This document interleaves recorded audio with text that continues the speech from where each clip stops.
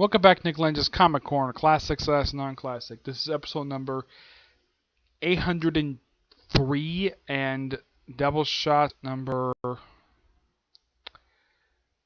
697. Two Punisher trades. The next episode is not going to be basically Punisher trades. That's going to have 2 episodes now because I went to the library today, so it would be a Batman-Superman trade next episode. Okay. First up, these are basically Punisher trades. First one is Punisher, Volume 1, Dark Reign. This is the first trade to collect the issues of Rick Remender's run for Punisher, doing it solo, without Matt Fraction.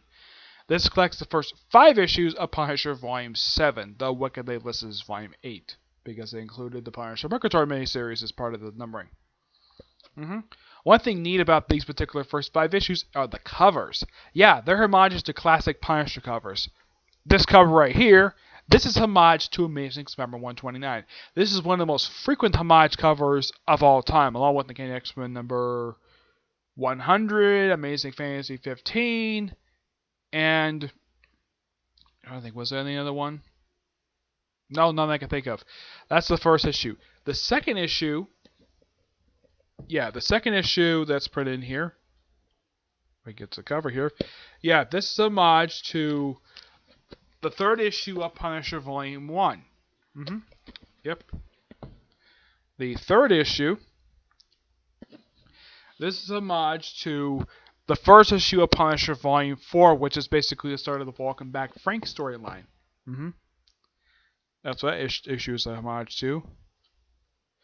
This one is a homage to the 1st issue of Punisher Volume 2 and partially issue 3, but mostly, yeah, it's the 1st issue of Punisher Volume 2, and the final issue, which is also the back cover of this trade, that's a homage to Daredevil 183, which is about 2 issues after Frank Miller killed off Elektra.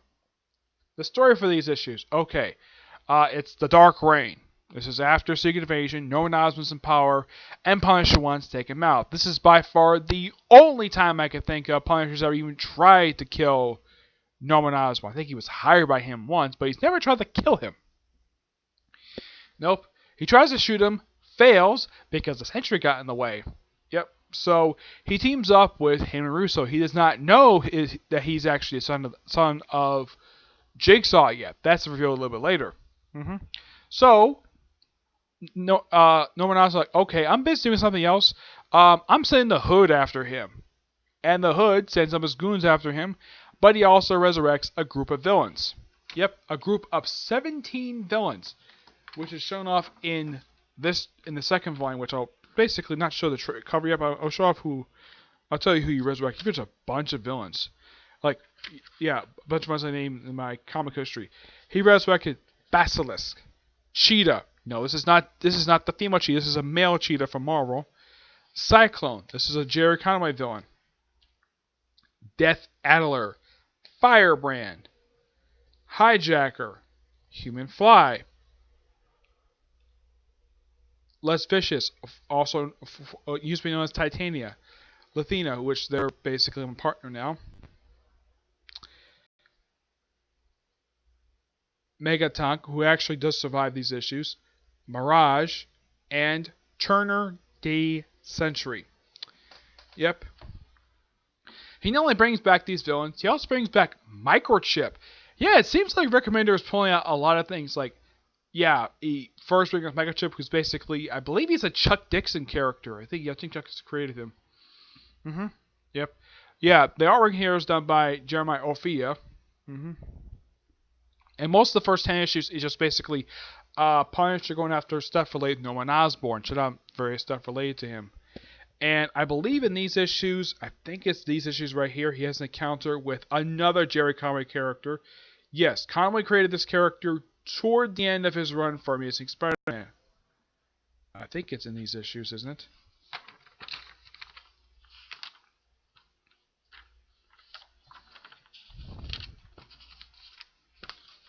Let's see if I can find him here.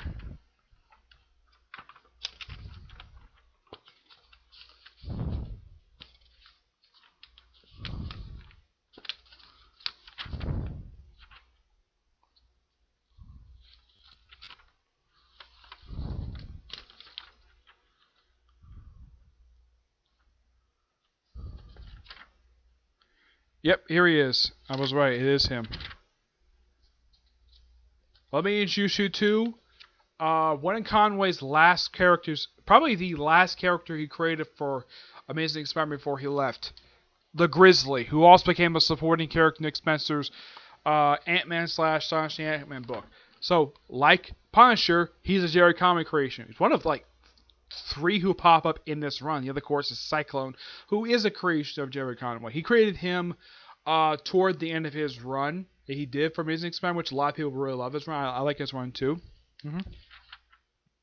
So it's interesting, though, you have 2 comic characters encounter each other. This is by far, I can think of, the first time the Punishers ever encountered the Grizzly. He doesn't kill him per se, but it is the first time they ever meet. As far as I know, aside from him and Cyclone, I don't think he's ever met any other Conway created characters. No, not that I can think of. He's never met Man-Thing. He's never met any other character aside from Grizzly and Cyclone. And of course, he gets his own like gear with his own Ant-Man helmet, a shield, and a glove, which is great. So Hood tries a lot of stuff to go afterwards. Of course, he resurrects Microchip, and basically because some of his own goons fail, so he decided to do something unexpected. He used his power, to resurrect the villains I mentioned, and that's how this trade ends. Resurrections. Very good issues. It basically continues an extra, which kind of wraps up this arc. Yeah, it's something that this arc wasn't collected in one book. Yeah, because you gotta say the first 10 issues of this run, it's just Punisher Punisher versus basically the Hood. That essentially put the gist of these first 10 issues. Yep. But for this trade here, I'm gonna give this book a 9.5 out of 10. This is really, really good. Next one is a continuation of this particular run. We have Dead End, which is the second volume of this thing, connecting issues 6 to 10 of Punisher Volume 7, the annual.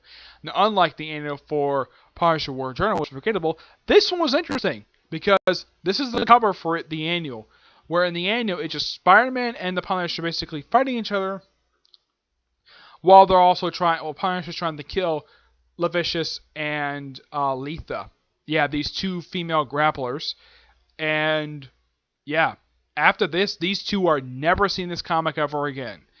They go off to other books afterwards. So basically, Punisher is killing out various people who were resurrected. There's even Mirage's illusion. There's even a joke about this is not the 80s anymore because, well, he was killed back in the 80s. Like, all these villains were killed back in the 80s. And Hood's like, yeah, I'm sure you have all these questions, like what's been happening since your death.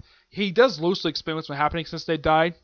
Though he doesn't bring about Onslaught or anything else. But yeah. So you have these various bad guys sent after him, and Punisher kills off a few of them. At the end of issue 10, that's when he figures out that Henry is actually the son of Jigsaw. Yep.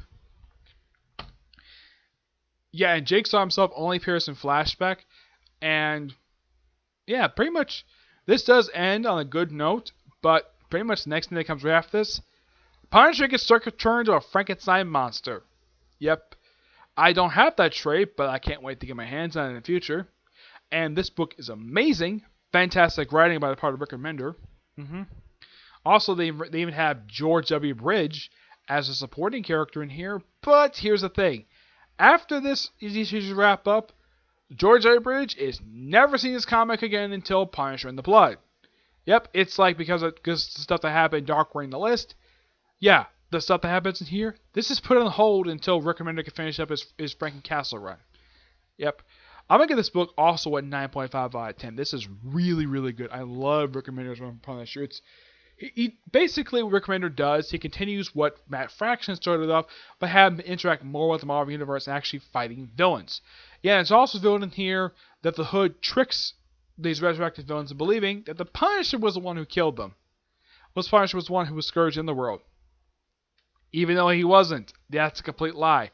It's like Rick Remender was digging up it's like he's a fan. You can tell he's a fan not only of the Punisher, but also of Marvel Comics in general, because he does something really good with the Punisher. This is like he does really bizarre things. Resurrecting 16 villains does count as bizarre because he's noteworthy for doing this a lot. He's currently does Black Science, which is a really good series, but This is really good. I do have one other trade that collects his era for Punisher.